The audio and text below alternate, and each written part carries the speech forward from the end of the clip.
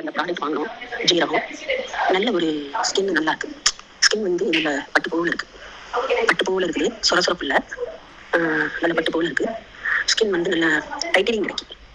அதாவது நல்ல டைட்டா இருக்கு. சின்ன வயசு மாதிரி நல்ல டைட்டனிங் கிடைச்சிருக்கு. ரொம்ப சூப்பரா இருக்கு.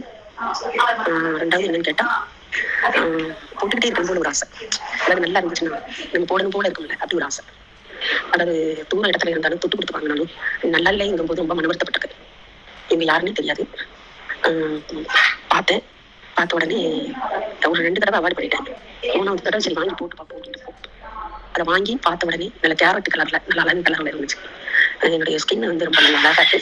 அந்த பொலிவை வந்து இன்னும் எப்படி அதை சொல்றதுன்னு கூட எனக்கு தெரியல. நல்ல பொலிவா இருக்கு.